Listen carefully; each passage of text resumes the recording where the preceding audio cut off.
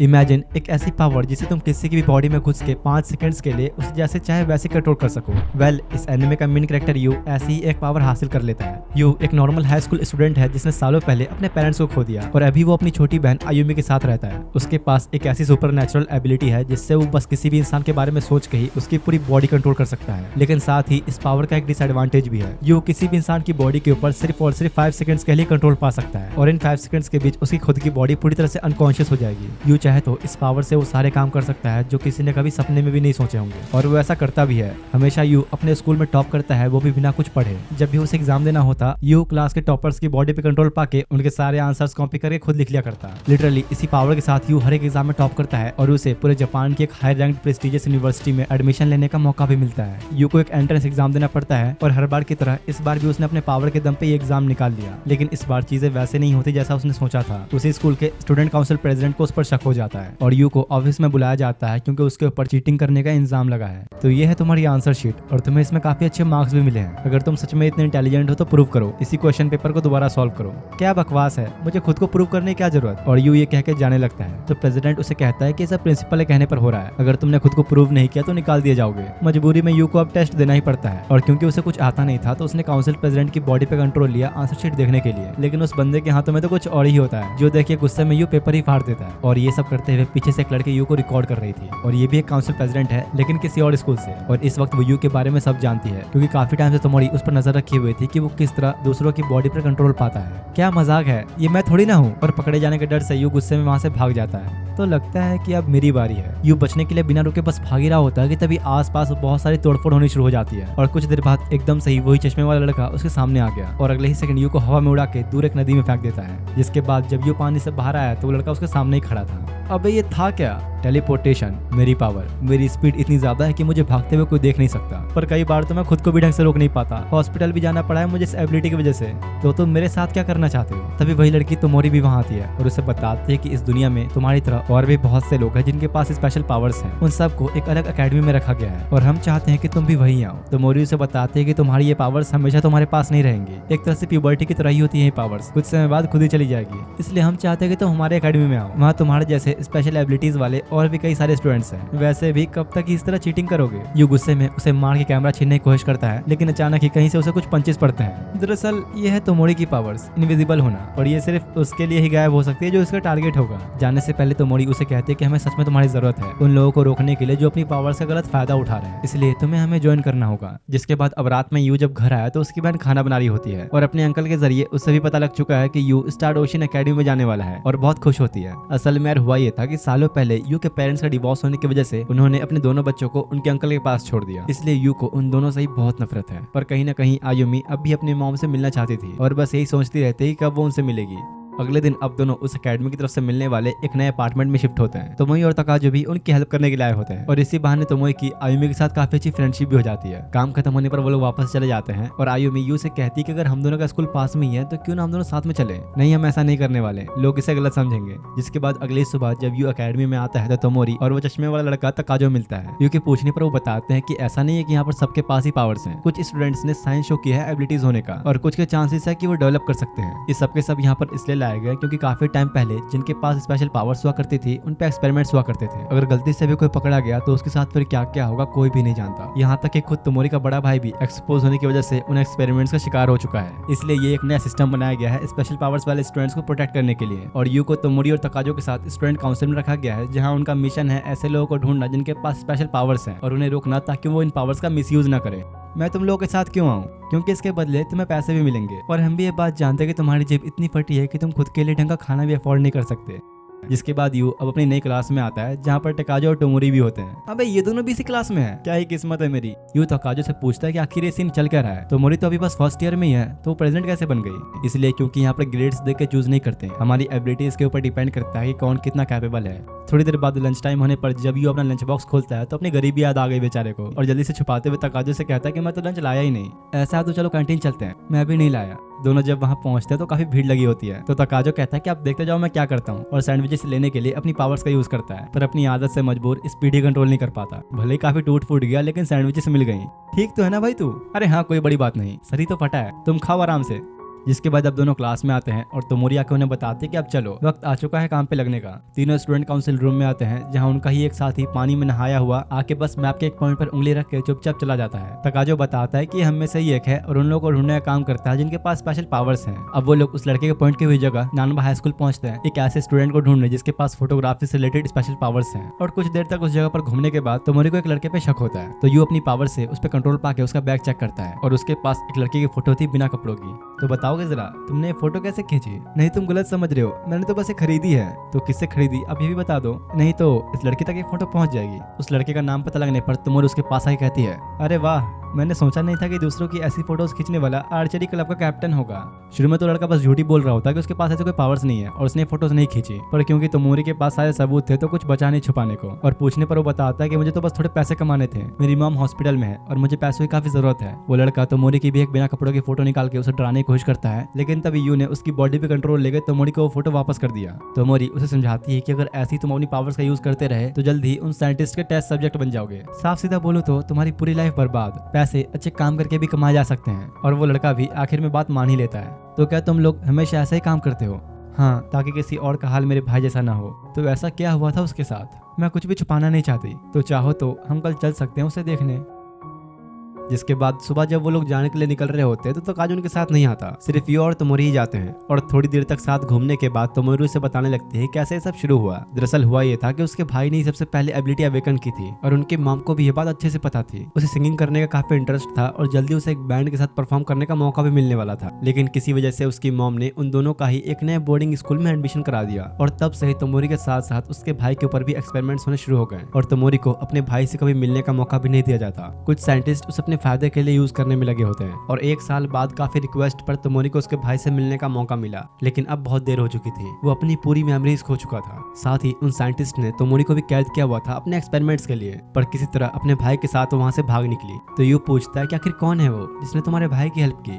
कुछ देर बाद जब वो लोग उस जगह पर पहुंचते हैं तो उसका भाई पागलों की तरह हरकतें कर रहा था। तोमोरी कहते कि शायद वो खुद को गिटार बजाते हुए इमेजिन कर रहा है, ये उसकी रोज की आदत है। जिसके बाद तोमोरी उसे घुमाने के लिए बाहर लेकर आती है और यू पूछता है कि आखिर तुम इसे इतनी अच्छी जगह पर कैसे रख पा रही हो? उस एक इंसान की वजह से जिसपे मैं बहुत विश्वास करती हूँ, उसने ही मेरे भाई का फ्री में यहाँ ट्रांसफर करवाया। तोमोरी के भाई की ऐसी हालत देख के यू को अच्छे से समझ में आ जाता है कि जिनके ऊपर भी एक्सपेरिमेंट्स हुए हैं वो लोग कभी भी वापस पहले जैसे नहीं हो सकते। यही वजह है कि उसका भाई आज भी ऐसी हालत में जी रहा है। ये सब जानने के बाद यू को लगने लगता है कहीं जैसे मेरे पास पावर्स है शायद आयुमी के पास भी हो। अगर मैं पकड़ा गया तो आयुमी की हालत भी तोमोरी जैसी हो जाएगी। अगली सुबह यू और तकाजो एक नए मिशन की खबर मिलने पर स्टूडेंट काउंसिल रूम में आते हैं। भाई ये हमेशा पानी में क्यों भींगा रहता है? इसलिए क्योंकि ये अपनी एबिलिटी तभी यूज कर पाएगा जब खुद को पूरी तरह पानी में गीला कर लेगा। वो लड़का पिछली बार की तरह मैप के एक जगह पर पॉइंट करके बताता है कि इस बार एबिलिटी है चैनलिंग एंड पैरोकिनेसिस। तीनों ही हैरान होते हैं बात सुन के, क्योंकि वो जो भी बंदा है उसके पास 2 एबिलिटीज हैं। लगता है ये कोई ऑर्डिनरी इंसान नहीं, हमें जल्दी करना होगा। वो लोग अब जब उस दी गई लोकेशन पर पहुंचते हैं तो आसपास पैरों को निशान देखकर तोमोरी को लगता है कि शायद वो एक लड़की है और जरूर उसका कोई पीछा कर रहा है। और पास में खड़ी एक लेडी से पूछकर उन्हें कंफर्म हो जाता है कि वो लड़की जिसका वो आदि पीछा कर रहा था एक आइडल है। ये वही फेमस आइडल है जिसे आयुमी काफी पसंद करती है। और तकाजो बताता है कि हाँ, मैं इसे जानता हूँ, वो सिंगर होने के साथ साथ एक फेमस डांसर भी है। तो इसका मतलब उसकी पावर से जरूर कुछ प्रॉब्लम खड़ी हो गई है, इसलिए शायद वो लोग उसका पीछा कर रहे हैं। तभी तोमोरी की नजर एक आदमी के ऊपर पड़ती है और उसे उसके ऊपर शक होता है। और जैसे ही तोमोरी उसके पास पहुंची वो एक पंच मारता है। यू एक ही सेकंड में उसकी बॉडी कंट्रोल करके उसे रोक तो लेता है, पर फिर भी आधे दिमाग का तकाजो उस पर अटैक करता है और इससे दर्द हुआ उल्टा यू को।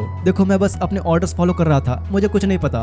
लगता है तुम्हें अपनी जान प्यारी नहीं है। मैं तो उस आदमी का नाम भी नहीं जानता, मैं तो बस निशिमोरी को ढूंढ रहा था। उसे इसके अलावा और कुछ पता था नहीं, तो वो उसे एक एम्बुलेंस में भेज देते हैं। तभी पीछे से एक लड़का जो कि सब छुप के देख रहा था वो उनसे आके पूछता है कि आखिर तुम लोग हो कौन और उसे कैसे हराया तुमने? तो तोमोरी उसे सारी बातें बताते हैं कि क्यों वो लोग निशिमोरी को ढूंढ रहे हैं। जो सुन के शो उन्हें अपने साथ साथ चलने के लिए कहता है और तीनों को एक क्लब में लेकर आता है जहाँ वही आइडल यूसा के साथ एक और लड़का मौजूद था। और शो उसे कहता है कि चिंता मत करो, इनके पास भी स्पेशल एबिलिटीज है। जिसके बाद कुछ समय तक यूसा से बात करने के बाद तोमोरी को समझ में आता है कि ये लड़की किसी भी मरे हुए इंसान को अपनी बॉडी में ला सकती है। इसका रियल नेम है यूसा और कोई मीसा नाम की लड़की इसकी बॉडी में आती रहती है। हाँ, हम जानते हैं मीसा इसकी बड़ी बहन थी जिसकी डेथ 6 महीने पहले एक एक्सीडेंट में हो गई थी। तभी मीसा एकदम से उसकी बॉडी में आ जाती है और उन दोनों पे गुस्सा होते हैं कि वो सबको ये बातें क्यों बता रहे हैं। मीसा का बिहेवियर यूसा से बिल्कुल ही अपोजिट होता है और गुस्से में आसपास अपनी एबिलिटी से आग लगा देती है और फिर उसने बुझा भी दिया। तो मोरी को समझ में आता है कि यूसा खुद से मीसा को अपनी बॉडी में नहीं बुलाती, वो बस अपने आप आ जाती है। यूसा की एबिलिटी है मरे हुए को अपनी बॉडी में लाना और मीसा अपनी एबिलिटी से कहीं भी आग लगा सकती है। इसलिए तोमोरी और बाकियों को लग रहा था कि यूसा के पास 2 एबिलिटीज हैं, उन लोगों से थोड़ी देर तक और बातचीत करने पर उन्हें समझ में आता है कि वो लोग जो यूसा के पीछे पड़े हैं बस एक फोन की वजह से, जो कि एक काफी बड़े प्रोड्यूसर का है, और यूसा एक दिन गलती से इसे ले आई थी। इस फोन के अंदर कुछ ऐसा है जिससे प्रोड्यूसर बुरी तरह एक्सपोज हो सकता है। तो इसका मतलब अगर तुम ये फोन वापस भी कर दो तो भी सेफ नहीं, और अगर ये पुलिस को दे दिया तो यूसा को इंडस्ट्री से निकाल दिया जाएगा। थोड़ा बहुत सोच विचार करने के बाद तोमोरी मीसा से कहती है कि अगर तुम सही में अपनी बहन को बचाना चाहती हो तो मिलकर एक साथ काम करना होगा। तोमोरी के पास उनसे निपटने का एक बहुत ही अच्छा प्लान होता है और उसी प्रोड्यूसर को कॉल करके फोन वापस लेने के लिए बुलाती है। रात में अब जब वो आता है तो मीसा के साथ रहने वाले वो दो लड़के फायर प्रूफ सूट पहनकर चुपके से उसके दो गार्ड जगह पे खड़े हो जाते हैं। यूसा उसे फोन वापस लेके सब कुछ रफा दफा करने के लिए कहती है, लेकिन जैसा कि उसने सोचा था वो प्रोड्यूसर उसे इंडस्ट्री से बाहर निकालना चाहता था। तो प्लान के मुताबिक मीसा उसकी बॉडी में आके उसे डराने के लिए अपने ही उन दोनों साथियों को जला देती है जो कि फायर प्रूफ सूट पहनकर उसके गार्ड्स की जगह पे खड़े थे। ये कैसे हुआ? तुम यूसा ही हो ना? यू और तोमोरी भी छुप के अपनी एबिलिटीज का यूज करते हैं और उसे लग रहा था कि ये सब यूसा कर रही है और बुरी तरह डर जाता है। इस बार तो मैं तुम्हें छोड़ रही हूँ, अगली बार से अगर तुमने ऐसा कुछ करने की कोशिश भी की तो जिंदा नहीं बचोगे। और वो अपना फोन लेकर जल्दी से वहाँ से भाग जाता है। शायद अगली बार से वो हमें परेशान नहीं करेगा। हाँ, लेकिन अभी भी यूसा के ऊपर काफी खतरा है। अगर किसी और को तुम्हारी इन पावर्स के बारे में पता लग गया तो बहुत बुरा हो सकता है, इसलिए मैं चाहती हूँ कि तुम हमारी एकेडमी में आ जाओ, स्टूडेंट काउंसिल को ज्वाइन कर लो। शो इस बात के पहले तो खिलाफ होता है, लेकिन अभी यूसा के पास इससे अच्छा और कोई ऑप्शन नहीं है तो उसे जाना ही होगा। तो मोरी और बाकियों के जाने के बाद यही पता लगता है कि शो असल में मीसा को पसंद करता है, और जब मीसा का एक्सीडेंट हुआ था तो वो उसके साथ ही बाइक पे बैठी हुई थी, इसलिए आज भी शो ऐसा ही सोचता है कि मीसा की जान उसकी वजह से गई है। रात में यू घर आता है और उसकी बहन यूसा का ही शो देख रही होती है, क्योंकि आयुमी यूसा की बिल्कुल तगड़ी वाली पंखी है। और जब उसे ये पता लगता है कल यूसा स्टार ओशन एकेडमी ज्वाइन करने वाली है तो कुछ ज्यादा ही एक्साइटेड हो जाते हैं उससे मिलने के लिए। और अगर तुम लोग ये जानते हो कि नाक से खून निकलने का मतलब क्या होता है तो ठीक है, वरना मैं तो नहीं बताने वाला। अगली सुबह स्कूल में हर जगह एक खबर फैल गई थी कि यूसा आज ज्वाइन करने वाली है, और जब उसने आके सबको अपना इंट्रोडक्शन दिया तो लड़के तो बिल्कुल ही पागल हो जाते हैं। सब के सब बस किसी तरह उससे फ्रेंडशिप करने की कोशिश में लग जाते हैं। साथ ही अब यूसा ने स्टूडेंट काउंसिल भी ज्वाइन कर लिया था, और ऐसे ही कुछ दिन बीतते हैं जहाँ चारों नए नए एबिलिटीज वाले लोगों को अकेडमी में ज्वाइन करवाते हैं। लेकिन एक दिन क्लास में यू देखता है कि कुछ लड़कियां तोमोरी को पकड़कर कहीं पे ले जा रही हैं। तकाजो उसे कहता है कि तुम इस बारे में नहीं जानो तो अच्छा है, और वो ऐसा इसलिए कह रहा है क्योंकि वो लड़कियां तोमोरी को मारने के लिए ले गई थी, और यू ये सब देख लेता है। तुम ठीक तो हो ना? तुम तो सब देख ही रहे थे, क्या लगता है तुम्हें? जिसके बाद अब वो सब स्टूडेंट काउंसिल रूम में इकट्ठा होते हैं, जहाँ उनका साथी बताता है कि इस बार एबिलिटी है फ्लाइंग, और ये जो कोई भी है तोमोरी इसके बारे में पहले से जानती है, क्योंकि कुछ टाइम पहले किसी को पहाड़ों पे उड़ते हुए देखा गया था। तो ऐसा हो सकता है कि अभी वो वहाँ पर उड़ने की ट्रेनिंग कर रहा है, और उसे ढूंढने के लिए तोमोरी का प्लान था उस पहाड़ पे जाकर रुकना जब तक कि वो बंदा मिल न जाए, और वो ऐसा करते भी है। बोरिया बिस्तर बांध के सबको वहीं लेके पहुंच जाती है। यू को यकीन नहीं होता कि तोमोरी सही में सीरियस है, यहाँ रहने का पूरा इंतजाम करके आई है। जिसके बाद थोड़ी देर तक उन पहाड़ों में भटकने के बाद वो लोग अपनी लोकेशन पर पहुंचते हैं, और अपने टेंट्स लगाने के बाद यू आयुमी को कॉल करके बता देता है कि वो आज घर नहीं आ पाएगा। जल्द ही अब रात होने वाली थी तो वो लोग खाना बनाने में लग जाते हैं, और मीसा लाइटर बनने का काम कर रही होती है। ऐसे ही इंतजार करते करते उनको पूरा एक दिन बीत जाता है, और अगली रात यू तोमोरी से कहता है कल तो मंडे है ना, हमें स्कूल भी तो जाना होगा। नहीं, मैंने कहा था ना कि जब तक वो लड़का हमें नहीं मिल जाता हम यहाँ से नहीं जाने वाले। अरे पर कम से कम मुझे तो जाने दो, आयुमी अकेली है घर पे। पर तोमोरी फिर भी नहीं मानती। इसके बाद अगली सुबह ये लोग उठकर भुट्टा खा रहे होते हैं कि तभी एक बंदा आगे उसे पूछता है कि आखिर तुम लोग हो कौन और यहाँ क्यों आए हो? अरे वो हम लोग अपने घर से भाग आए हैं तो सोचा कि यहाँ कैंप लगा लें। तो मतलब तुम सब यही रहने का प्लान कर रहे हो? उसकी बातों से तोमोरी को समझ में आ जाता है कि वही स्पेशल पावर वाला बंदा है, और उसे समझाती है कि अब और छिपाए कोई फायदा नहीं, मैंने सब कुछ रिकॉर्ड कर लिया। जो देख के वो लड़का तोमोरी से कैमरा लेने के लिए नीचे उतरता है, लेकिन नीचे एक बड़ा सा गड्ढा था जिससे बाहर निकलने के लिए उसे अपनी पावर यूज करनी ही पड़ती है। और क्योंकि अब तोमोरी ने ये भी रिकॉर्ड कर लिया तो वो गुस्से में कैमरा छीन लेता है। वो उड़ के भागने की कोशिश कर रहा था कि तभी यूज की बॉडी में आ जाता है, पर हवा में खुद को कंट्रोल न कर पाने की वजह से एकदम से नीचे गिर जाता है। तोमोरी उसके पास आके समझाती है कि देखो ठीक तुम्हारी तरह हम सबके पास भी एबिलिटीज हैं, पर तुम्हें शायद ये अंदाजा भी नहीं कि अगर तुम्हारी ये एबिलिटी किसी ने देख ली तो तुम्हारे साथ क्या क्या हो सकता है। तोमोरी उसे सारी बातें समझाती है तो वो लड़का कहता है कि मेरा बस हमेशा सपना था कि मैं आसमान में उड़ सकूं, और वो भी अब पूरा हो चुका है। तो अब अगर मेरी ये एबिलिटी चली भी जाए तो मुझे कोई फर्क नहीं पड़ता, और वो मान जाता है कि अब से वो ये पावर यूज नहीं करेगा। तो काम खत्म हो जाने पर रात में यू घर आता है, और आज आयुमी ने बिना किसी बकवास सॉस से खाना बनाया था जो उसे इतना पसंद आता है कि उसका दिल गार्डन गार्डन ही हो गया, क्योंकि रोज यातों को वही घिसा पिटा अजीब से सॉस में लिपटा हुआ खाना मिलता था। आयुमी को थोड़ी खांसी आती है तो ये पूछता है कि तुम ठीक तो हो ना, तबीयत खराब लग रही है तुम्हारी? हाँ मैं ठीक हूँ, पर वैसे मुझे तुम्हें कुछ बताना था। आज क्लास में मुझे एक लड़के ने प्रपोज किया। क्या? फिर तुमने क्या किया? मैंने तो मना ही कर दिया। जो सुन के यू को राहत मिलती है, पर आयुमी की तबीयत अभी कुछ ठीक नहीं लग रही थी तो वो उसे चेक करता है, और उसे थोड़ा फीवर आया हुआ था तो यू आराम करने के लिए सुला देता है। और अगले दिन तक ये फीवर कम होने के बजाय और बढ़ गया था, तो यू उसे कहता है कि आज तुम स्कूल मत जाना, घर पर ही रेस्ट करना। जिसके बाद आयुमी का स्कूल दिखाया जाता है जहाँ पर उसके टीचर अटेंडेंस ले रहे थे, लेकिन वो आज एब्सेंट थी, और कुछ बच्चे उसी की सीट की तरफ देख के सोच रहे होते हैं कि भला ये आज आए क्यों नहीं। इधर स्टूडेंट काउंसिल रूम में हर बार की तरह वो बंदा आके एक लोकेशन पॉइंट करते हुए कहता है इस बार एबिलिटी है डिस्ट्रक्शन। अब ये क्या है यार, रोज कुछ नई एबिलिटी सुनने को मिलती है। ये जो कोई भी है हमारे अपार्टमेंट के कॉम्प्लेक्स में ही है। क्या ये अजीब नहीं कि अपार्टमेंट में कोई स्पेशल एबिलिटी वाला बंदा मौजूद है? कोई बड़े इंसान के पास तो ये पावर्स हो नहीं सकती, तो शायद वो कोई स्टूडेंट है जो बीमार होने की वजह से घर पर आराम कर रहा है। और ये सुनकर यू एकदम से ही शॉक हो जाता है। तो मोरी समझ जाती है कुछ तो गड़बड़ है। तो यू बता देता है कि आज आयुमी भी बीमार होने की वजह से घर पर ही रेस्ट कर रही है। तो इसका मतलब ये कि आयुमी ने ही वो पावर्स अवेकन कर ली हैं। इसलिए वो लोग डिसाइड करते हैं कि वो जाके चेक करेंगे क्या सच में आयुमी के पास ये पावर्स आई हैं कि नहीं। यू सोचता है कि अगर हमारे साथ यूसा भी चले तो आयुमी बहुत खुश होगी, पर इसका कुछ करना पड़ेगा, नहीं तो यूसा के साथ साथ ये भी पीछे पड़ जाएगा। अरे वो क्या है, बाहर कबूतर। और जैसी तक जो बाहर देखता है तो मोरी उसे लात मार के नीचे फेंक देती है। अगर सर के बल ना गिरा हो तो हो सकता है जिंदा बच जाए। तीनों अब जाने से पहले आयुमी के लिए कुछ गिफ्ट्स खरीदते हैं, पर बेचारे गरीब के बच्चे के पास पैसे नहीं होते, तो मोरी ही उसके लिए पे कर देती है। लेकिन जो गिफ्ट यूसा ने आयुमी के लिए लिया था उसका प्राइस देख के दोनों की फट जाती है। अपार्टमेंट में आते ही यू यूसा को अपना चेहरा ढकने के लिए कहता है ताकि आयुमी ज्यादा एक्साइटेड ना हो जाए।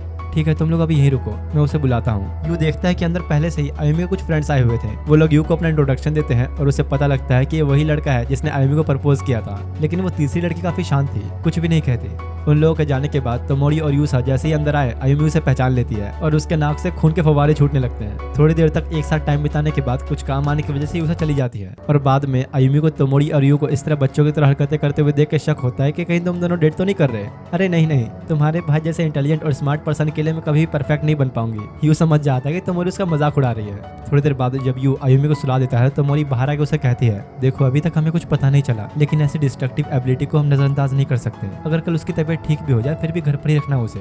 यू आके आयुमी से पूछता है कि आजकल में क्या तुमने कुछ अजीब एक्सपीरियंस किया है? तो वो उसे अपने एक सपने के बारे में बताती है जिसमें उसने जमीन के अंदर कुछ क्रैक्स आते हुए देखा था। यू समझ जाता है कि जरूर ये उसकी एबिलिटी से ही जुड़ा हुआ है और अगले दिन वो तोमोरी और तकाजो को भी आयुमी को उन सपनों के बारे में बताता है। अभी फिलहाल हमारे पास ज्यादा इन्फॉर्मेशन नहीं, तो रिस्क नहीं ले सकते, तुम उसे कल भी घर पर ही रुकने को कहना। पर अगले दिन तक आयुमी की तबीयत ठीक हो गई थी तो वो स्कूल जाने लगती है। यू उसे मना करता है कि नहीं, तुम आज नहीं जा सकती, तुम्हें घर पर ही रहना होगा। पर फिर यू के जाने के बाद वो चुपके से स्कूल जाने के लिए निकल जाती है। दूसरी तरफ यू लंच टाइम में तकाजो के साथ बैठ के कॉफी पी रहा होता है कि तभी उसे तोमोरी का कॉल आता है जो उसे बुला के बताते हैं कि आयुमी स्कूल में है। तुम्हारे जाते ही वो चुपके से भाग गई थी, हमें जल्दी उसके पास जाना होगा। इधर आयुमी के स्कूल में वही लड़का जिसने आयुमी को प्रपोज किया था उसके साथ लंच करने के लिए जिद कर रहा होता है। तो उनकी क्लास मॉनिटर आके उसे पकड़ लेती है और आयुमी से कहती है कि तुम जाओ, मैं इसे संभालती हूँ। बाहर यू और बाकी सब लोग स्कूल के अंदर जाने के लिए एक बड़ी सी फेंस को पार कर रहे होते हैं। तभी इधर आयुमी के सामने उसकी वही फ्रेंड आगे खड़ी हो जाती है जो उससे मिलने आई थी घर पर। असल में ये लड़की ओइकावा को जिसने आयुमी को प्रपोज किया था उसे काफी पसंद करती थी, पर क्योंकि वो आयुमी को पसंद करता है तो उस पर काफी गुस्सा होती है और एक ब्लेड निकाल के मारने के लिए उसके पीछे भागने लग जाती है। किसी तरह बचने की कोशिश में आयुमी भागते भागते सीढ़ियों पे आके फंस जाती है और जैसे ही उसे मारने के लिए आगे बढ़ने लगी आयुमी जोर से चिल्लाने लग जाती है जिससे उसकी डिस्ट्रक्टिव एबिलिटी बाहर आ गई और आसपास का पूरा एरिया डिस्ट्रॉय होने लग जाता है। यू जैसे ही ये देखता है घबराते हुए आयुमी को ढूंढने लग जाता है, पर इस बीच एक बड़ी सी चट्टान उसके ऊपर ही गिर जाती है। कुछ घंटों बाद जब यू को हॉस्पिटल में होश आया तो उसे पता लगता है कि आयुमी बच नहीं पाई, उन पत्थरों के बीच ही उसने दम तोड़ दिया। यह खबर सुन के अंदर से यू बुरी तरह टूट चुका था क्योंकि उसके लाइफ में आयुमी के अलावा और कोई था ही नहीं और इसी वजह से यू बस उदास बैठा पूरे दिन नूडल्स खाते हुए टीवी देखता रहता है। यूसा और तकाजो उसके लिए खाना लेकर आए होते हैं पर उसने मिलने से ही मना कर दिया और गेट ही नहीं खोलता और ऐसे ही कुछ दिन तक बैठे बैठे नूडल्स खा खा के यू सारे खत्म कर देता है। तो वो और खरीदने के लिए बहुत दिनों बाद बाहर आता है। ट्रेन में बैठे बैठे यू सोच रहा होता है कि मुझे किसी ऐसी जगह पर चलना चाहिए जहाँ कोई ढूंढ ना पाए और फिर वो एक अनजान जगह पर आके कुछ डम्पलिंग्स खाता और गेम्स खेलता है, जिसके बाद से वो लगातार हर दिन सोता खाता और गेम्स खेलते हुए अपना समय बिताता। साफ सीधा बोला जाए तो यू अब वो नहीं रहा जो पहले था। अगले दिन दोबारा जब वो उसी गेम को खेलने आए तो कुछ लड़के हट ही नहीं रहे थे। अबे तुम लोग खेलता ही रहोगे क्या, हटो यहाँ से। जो सुन के वो लोग गुस्से में उसे मारने के लिए बाहर लेकर आते हैं। अबे जाओ बे, तुम क्या बिगाड़ लोगे मेरा। और यू उनमें से एक की बॉडी पे कंट्रोल लेके उन सबको ही आपस में लड़वा देता है और फिर जोर जोर से हंसने भी लगता है। ये तीनों ही एक गैंग के मेंबर्स थे और क्योंकि यू ने उन्हें हराया तो ये बात हर जगह फैल जाती है और अगले दिन उसे कुछ और गैंग वाले मिलते हैं। तो तू ही है ना वो जिसने कोंडोई गैंग को हराया? शायद हाँ, मैंने नाम नहीं पूछा था। अच्छा तो चल देखते कि तू क्या कर सकता है। और वो अपनी गैंग को उस पर अटैक करने को कहता है और पिछली बार की तरह ही यू उनकी बॉडी पे कंट्रोल लेकर थोड़ी देर में सबको धोते हुए उनके लीडर के पैरों में चाकू घुसा के अपने घुटनों पे ला देता है, जिसके बाद से उसने लगातार और भी कई सारी गैंग्स को हराया और वो भले ही चाहे कितने भी लोग हों यू को एक खरोच तक नहीं आती। ऐसे ही एक बंदे से लड़ते हुए यू को से मिलते हैं। वो उन्हें यूज करने ही जा रहा था कि तभी तोमोरी से उसे एक जोर की लात पड़ती है। दरअसल यार तोमोरी उसी दिन से यू के साथ थी जब यू घर से बाहर निकला था, बस उसके इनविजिबल होने की वजह से वो देख नहीं पाया। तो क्या किसी ने तुम्हें मेरे पास भेजा है? नहीं, मैं तो खुद स्कूल से छुट्टी लेकर आई हूँ। देखो मैं अच्छी तरह से जानती हूँ कि तुम्हारी हालत अभी ठीक नहीं, तो अब मैं तुम्हारे साथ ही रहूंगी जब तक तुम ठीक नहीं हो जाते। ये उसके ऊपर भी गुस्सा दिखाने की कोशिश करता है पर नहीं कर पाता और तोमोरी उसे मनाने के बाद तकाजो घर पे लेकर आते डिनर के लिए। लेकिन यहाँ पर अभी उन दोनों के अलावा और कोई भी नहीं होता क्योंकि वो लोग बाहर गए हुए हैं। तोमोरी अब खाना बनाने चली जाती है और यू टीवी देखते हुए सो जाता है। थोड़ी देर बाद जब तोमोरी उसे उठाने के लिए आवाज लगाती है तो यू को ऐसा लगा कि आयुमी ने उसे आवाज दी है और जब वो खाना खाने के लिए बैठता बैठता है तो तोमोरी ने वही डिश बनाई होती है जो हमेशा आयुमी यू के लिए बनाया करती थी। तोमोरी उसे बताते है कि तुम्हारी मॉम की एक रेसिपी बुक मिली मुझे, उसमें ही मुझे ये ऑमलेट और राइस वाली डिश मिली। बचपन में तुम ये खाना बहुत पसंद करते थे ना, शायद इसलिए हमेशा आयुमी तुम्हारे लिए बनाया करती थी। यू काफी इमोशनल हो जाता है सुन के, क्योंकि वो कभी आयुमी का प्यार समझ ही नहीं पाया और रोते हुए ही उस डिश को खाता रहता है। यू पूछता है कि भला अब मुझे क्या करना चाहिए। वैसे अगर सच कहूं तो हम लोग तुम्हें काफी मिस कर रहे हैं, स्टूडेंट काउंसिल में वापस आ जाओ। और यू भी मान जाता है क्योंकि ऐसे अवारों की तरह घूमने से तो अच्छा ही है। जिसके बाद अब अगली सुबह का सीन दिखाया गया जहाँ पर यू रेडी होकर आयुमी की फोटो को बाय कहकर काफी दिनों बाद स्कूल आता है। अरे वाह वाह,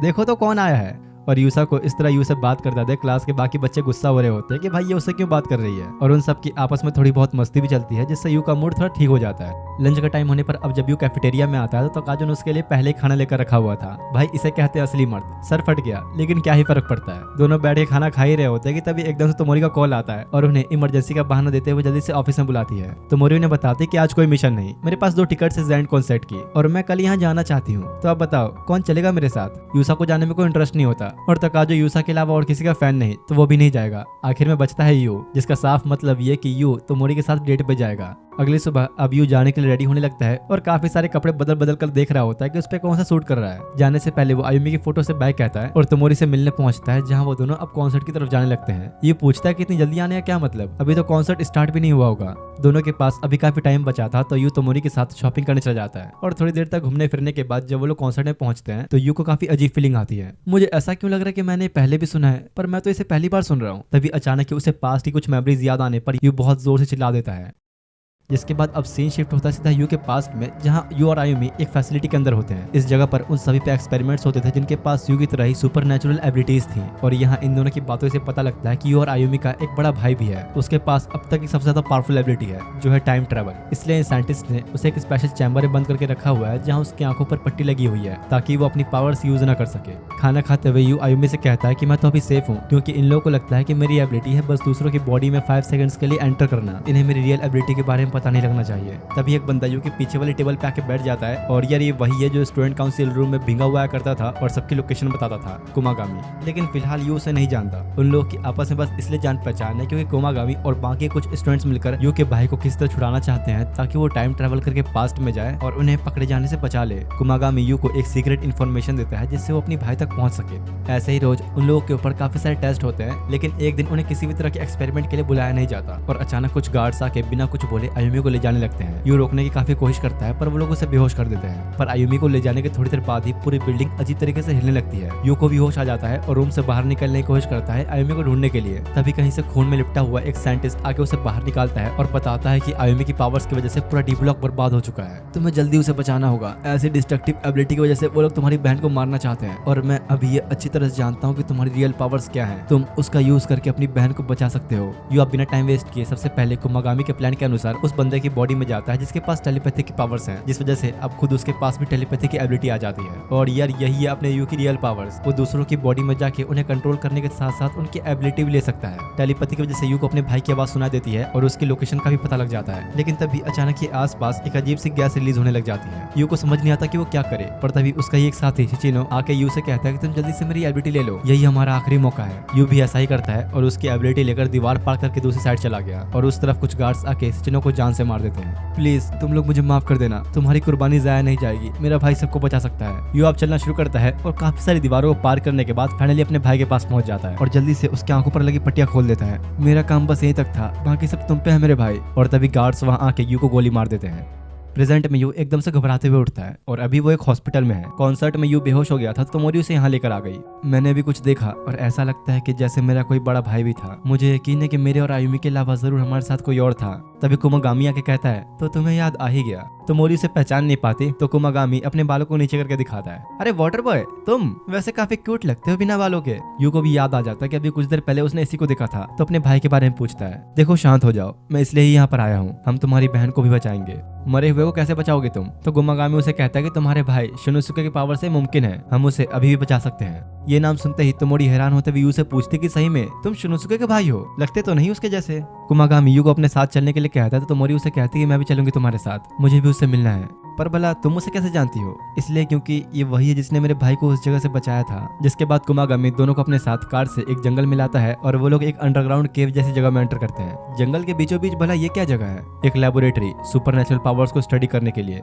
जिसके बाद फाइनली यू अपने बड़े भाई से मिलता है। कुमागामी बताता है कि यू को अभी तक वो सारी मेमोरीज याद नहीं है जो मिटाई गई थी, पर फिर भी थोड़ी बहुत याद आ गई है। शिनोसुके तोमोरी को ही पहचान लेता है और उससे पूछता है कि अब तुम कैसी हो, ठीक तो है ना तुम्हारा भाई?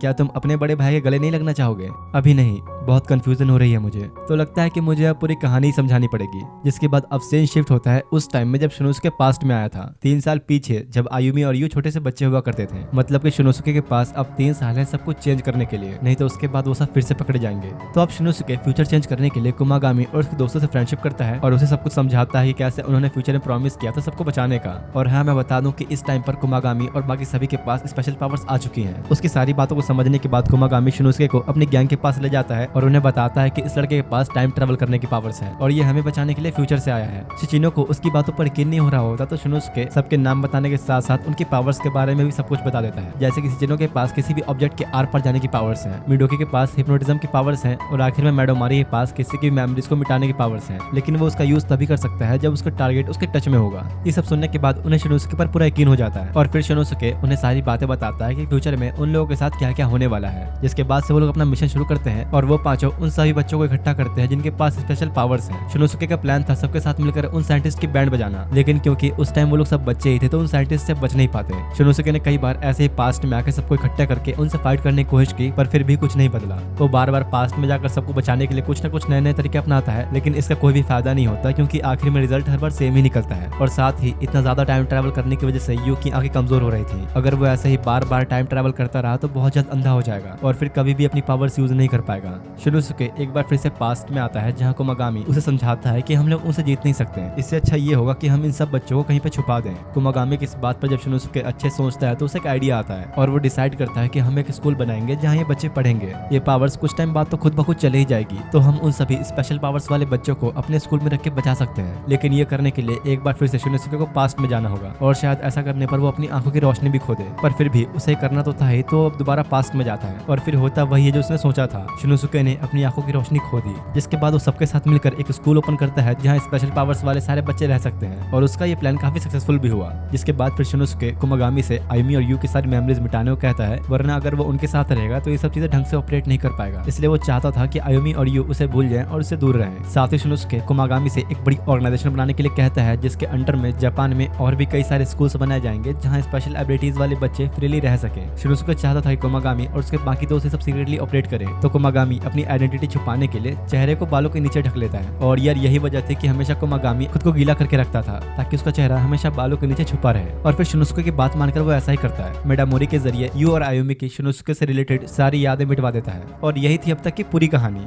शिनोसुके कहता है कि अब हमारा काम है आयुमी को बचाना। यू पूछता है कि तुम तो देख ही नहीं सकते, तो फिर हमें कैसे करेंगे? तो लगता है तुम अपनी रियल एबिलिटी के बारे में भूल गए, तुम खुद दूसरों की पावर्स ले सकते हो। यू को अपनी इस पावर के बारे में कुछ भी याद नहीं आ रहा था क्योंकि मेमोरीज मिट चुकी थी, लेकिन तकाजो और तोमोरी उसकी एबिलिटी के बारे में पहले से ही जानते थे क्योंकि यू जिस किसी की भी बॉडी में जाता था वो बंदा अपनी सारी पावर्स खो दिया करता था क्योंकि वो फिर यू के पास आ जाया करती थी। तो देखो ये होगा हमारा प्लान, तुम मेरी बॉडी में आके मेरी पावर्स ले लो और फिर पास्ट में जाके आयुमी के भी पावर्स ले लेना और उसे बचा लेना और मुझे ढूंढ के सब कुछ समझा देना। यू भी फिर ऐसा ही करता है। शिनोसुके की पावर्स लेकर पास्ट में उस दिन पे पहुंचता है जब आयुमी की पावर्स अवेकन होने वाली थी। ये वही दिन है जब कुमागामी उन्हें डिस्ट्रक्शन एबिलिटी यूजर के बारे में बताता है और यू इस बार खुद खड़ा होकर बोलता है कि ये पक्का आयुमी ही होगी, उसे कोल्ड है और वो घर पर रेस्ट कर रही है। और यू इस बार यूसा को ना लाते हुए सिर्फ तोमोरी के साथ आयुमी से मिलने आता है, जिसके बाद फिर वही सब चीजें रिपीट होती हैं जो पहले हुई थी। यू तोमोरी से पूछता है कि अगर मैं तुम्हें कहूँ कि मैं फ्यूचर से आया हूँ तो क्या तुम मुझ पे विश्वास करोगी?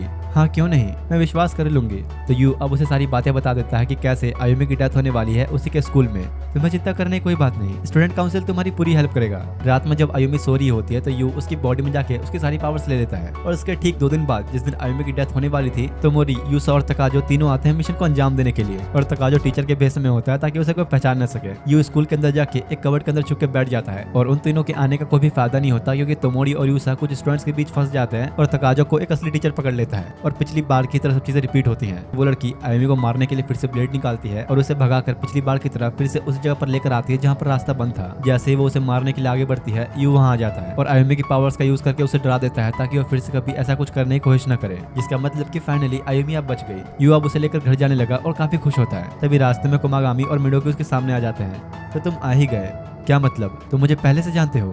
समझ गया, चलो मेरे साथ। जिसके बाद कुमागामी उन दोनों को शिनोसुके के पास लेकर आता है और यू आयुमी से कहता है कि शायद तुम इसे नहीं जानती, लेकिन ये है हमारा बड़ा भाई। आयुमी और शिनोसुके दोनों थोड़े कंफ्यूज होते हैं कि भाई इसे ये सब कैसे पता। तो फिर यू उन्हें बैठ के सारी बातें समझाता है कि वो किस तरह, कैसे और क्यों पास्ट में आया। तो शिनोसुके कहता है कि अगर अब तुम ये सब जान ही गए हो तो तुम्हें ये भी जान लेना चाहिए कि हमारा मकसद क्या है। और फिर वो दोनों को एक लेबोरेटरी में लेकर आता है जहाँ पर वही साइंटिस्ट था जिसने पास्ट में यू की हेल्प की थी। इस जगह पर सारे साइंटिस्ट और रिसर्चर्स मिलकर एक वैक्सीन बना रहे हैं ताकि स्पेशल पावर्स वाले लोगों को ठीक किया जा सके। वो बूढ़ा साइंटिस्ट बताता है कि ये पावर्स एक बीमारी की तरह है जिसके लिए वैक्सीन बनाना बहुत जरूरी है, इससे पहले कि ये पूरी दुनिया में फैल जाए। वो एक कॉमेट शार्लेट के बारे में बताता है जो हर 75 सालों में बस एक बार धरती के करीब आता है, लेकिन पता नहीं क्यों उसके साथ साथ एक मिस्टीरियस डस्ट भी धरती पर आती है और जो भी इसे इनहेल करता है वो ऐसे स्पेशल पावर्स डेवलप कर लेता है। तो इसका मतलब इसी वजह से हमारे पास ये पावर्स हैं। हाँ, और इसलिए हम इसकी वैक्सीन बना रहे हैं जिससे अगर किसी के पास भी ये पावर्स मिले तो हमारे पास उसका सॉल्यूशन हो। जापान में इसका प्रोडक्शन ऑलरेडी स्टार्ट हो चुका है। हाँ, जापान सेफ है, लेकिन इसका मतलब ये नहीं कि बाकी देशों में कुछ नहीं हो रहा। वहाँ तो उल्टा स्पेशल पावर्स वाले बच्चों को बेरहमी से मारा जा रहा है। अगर ऐसा ही चलता रहा तो एक दिन वो सब मिलके इस वर्ल्ड को तबाह कर देंगे। तो अब जब तक ये वैक्सीन बन नहीं जाती तुम दोनों को यहीं रहना होगा। और फिर शिनोसुके आयुमी को बाकी सबसे मिलाता है और बताता है कि अब से यहीं पर रहेगी और स्कूल भेजने के बजाय खुद ही उसे पढ़ाने लग जाता है। दूसरी तरफ कुमागामी को एक नया एबिलिटी यूजर के बारे में पता लगता है और वो खुद ही उसे ढूंढने निकल गया। और जाने के लिए जब वो कार में बैठा तो उसका ड्राइवर फुरोकी काफी घबरा रहा होता है और उसे किसी और रास्ते में ले जाने लगता है। प्लीज मुझे माफ कर देना, मुझे तुम्हें कहीं और ले जाना होगा, मेरी फैमिली उन लोगों के कब्जे में है। कुमागामी को समझ नहीं आता कि आखिर ये क्या रहा है, पर फिर भी वो ज्यादा कुछ ना सोचते हुए फुरोकी के साथ उस जगह पर पहुंचता है। उसके सामने कुछ फॉरेनर्स खड़े होते हैं और फुरोकी का काम कुमागामी को बस यहाँ पर लाना था तो वापस चला जाता है। तभी उनमें से एक बंदा आकर कुमागामी को मार के बेहोश कर देता है और उसके बाद जब कुमागामी आंखें खोलता है तो उन लोगों ने उसे एक चेयर पे बांध रखा था। उन फॉरेनर्स का प्लान था कुमागामी को टॉर्चर करके उसके सारे दोस्तों के बारे में जानकारी निकालना। कुमागामी शुरू में तो उनसे कहता है कि मैं तुम्हें कुछ भी नहीं बताने वाला, पर इतना टॉर्चर होने की वजह से उसके पास और कोई रास्ता नहीं बचता और शिनोसुके से माफी मांगता है सबके बारे में बताने के लिए। कुमागामी से तोमोरी का पता निकलवा कर वो लोग जाके उसे ही पकड़ लेते हैं और शिनोसुके को कॉल करके बताते हैं कि हमारे पास तुम्हारे दोनों दोस्त कुमागामी और तोमोरी हैं, अगर वापस चाहिए तो यू को हमारे पास लेकर आ जाओ। हम लोग ये सब कुछ बहुत पहले से प्लान करते आ रहे हैं, तो अगर तुमने पास्ट में जाने की कोशिश की और हमारा प्लान फेल हुआ तो हम सब कुछ समझ जाएंगे और तुम्हारे दोस्त फुरोकी की फैमिली नहीं बचेगी। शिनोसुके जल्दी से फुरोकी को कॉल करके पूछता है कि आखिर ये सब चल क्या रहा है, तुम्हारी फैमिली कहाँ है और ये लोग प्लानिंग कब से कर रहे हैं? जब से हमने एकेडमी बनाने का सोचा था तब से ही।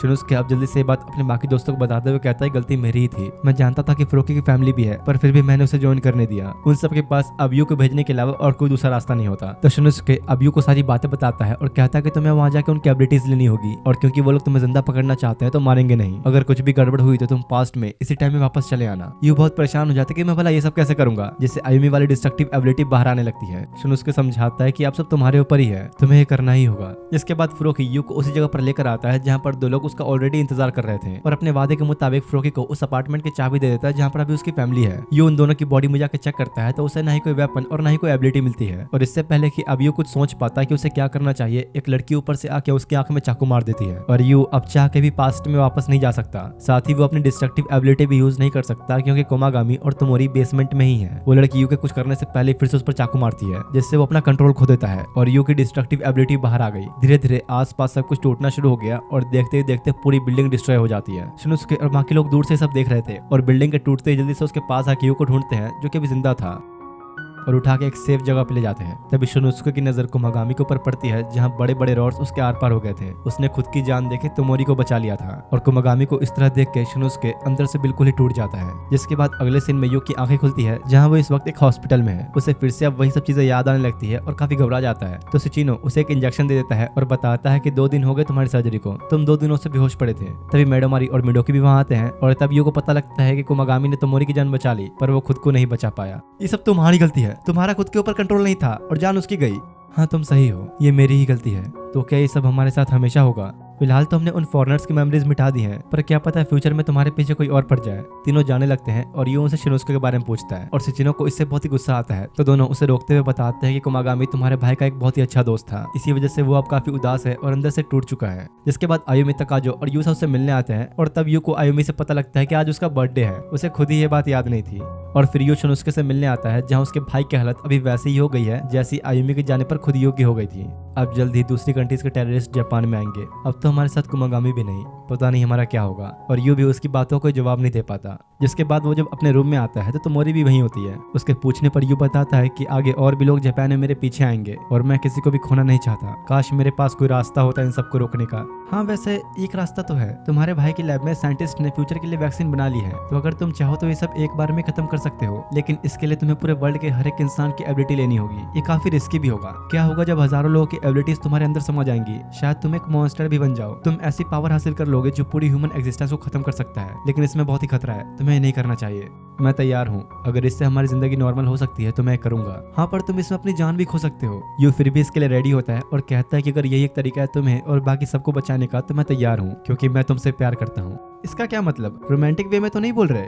तो यू कहता है हाँ, क्यों, क्या हुआ यार, मैंने ऐसा क्या कर दिया जो तुम्हें मुझसे प्यार हो गया? तो मोरी उससे उसके प्यार को एक्सप्लेन करने के लिए कहती है, तो ये उस पर चिल्लाता है कि बेवकूफ हो क्या, प्यार को कौन एक्सप्लेन करता है? ठीक है, तो चलो मैं तुम्हारा वेट करूंगी। अगर तुमने सबको बचा लिया और अपनी बात पे फिर भी टिके रहे तो हम अच्छे कपल बन सकते हैं। तो ये उसे प्रॉमिस करता है, हाँ मैं जरूर वापस आऊंगा। जिसके बाद वो इस प्लान के बारे में शिनोसुके को भी बताता है, तो वो मना करते हुए कहता है कि ये इम्पॉसिबल है, तुम ये नहीं कर सकते। पर हम इस तरह हाथ पे हाथ धरे तो नहीं बैठ सकते ना। अगर ऐसा चलता रहा तो इसका मतलब कुमागामी की जान की कोई कीमत नहीं। शिनोसुके को अब जब ये समझ में आता है कि वो सीरियस है और सही में करना चाहता है, तो वो लोग आपस में बैठ के डिस्कस करने लगते हैं कि उन लोगों को कैसे ढूंढा जाए जिनके पास पावर्स हैं। मुझे ऐसा लगता है कि कुमागामी की तरह ही जरूर दूसरी कंट्रीज में भी ऐसे लोग होंगे जिनके पास स्पेशल पावर्स वाले लोगों को ढूंढने की एबिलिटी होगी। तो यू, अब तुम्हें हर एक कंट्री में जाना होगा, जापान को हम पे छोड़ दो। और फिर वो लोग ऐसा ही करते हैं। यू जाने से पहले तकाजो और मीसा से मिलता है, जो उसे बेस्ट ऑफ लक कहने आए थे, और यू फिर उनके भी पावर्स ले लेता है। साथ ही अब क्योंकि यू ने यूसा से उसकी पावर्स ले ली, तो अब मीसा उसकी बॉडी में नहीं आ सकती। इसलिए मीसा ने अपनी बहन के लिए एक लेटर लिखा था, जो पढ़ के यूसा काफी इमोशनल हो जाती है कि उसकी बहन उसी की बॉडी में रहते हुए भी आज तक उससे मिल नहीं पाई।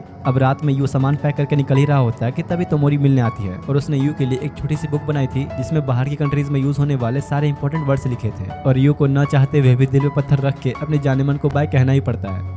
सबसे पहले अब वो पहुंचता है सिंगापुर और एक बंदे से एबिलिटी यूजर्स की इन्फॉर्मेशन बाय करता है। मुझे लगा ही था ये काम नहीं करेगा। इन लोगों तक पहुंचने के लिए मुझे किसी सर्च एबिलिटी वाले को ढूंढना ही पड़ेगा। जिसके बाद वो उस बंदे के लीडर के पास जाता है और उसकी एबिलिटी लेकर तोमोरी की दी गई गाइड बुक को यूज करते हुए थोड़ा डरा के सर्च एबिलिटी वाले यूजर का पता निकालता है। और फिर अगले सीन में यू जाके उसकी एबिलिटी भी ले लेता है। इसके बाद से ही अब यू का पूरा वर्ल्ड टूर शुरू हो गया, जहाँ वो अलग अलग देशों के शहरों में जाकर बारी बारी हर किसी की एबिलिटीज लेने लग जाता है। धीरे धीरे ऐसे करते करते हर जगह अब यू के बारे में खबर फैल चुकी थी कि कोई लड़का सबकी एबिलिटीज चुरा रहा है। टाइम बीतने के साथ सबकी एबिलिटीज लेते लेते यू के पास अब एक ऐसी पावर भी आ गई जिससे उसे रात में सोने की कोई जरूरत नहीं, और वो हर कुछ दिन में शिनोसुके को कॉल करके उसे सारी अपडेट देता रहता है कि वो अब तक किस किस कंट्रीज में जा चुका है। और हाँ, ये वर्ल्ड टूर करते करते भाई अपना इंडिया भी पहुंचता है, पर उसके एंट्री करते ही भर भर के गोलियां बरसाई जाती हैं। लेकिन यू पे अब इतनी पावर्स आ चुकी थी कि वो 100 लोगों से भी एक साथ लड़ सकता है, तो वह उन्हें इजिली हरा देता है। और तो और उसे साउथ इंडिया में हीलिंग एबिलिटी वाली भी लड़की मिलती है। भले वो इस पावर को एक अच्छे काम के लिए यूज कर रही थी, लेकिन यू को अपना मिशन पूरा करने के लिए उसकी पावर्स भी लेनी ही पड़ती है।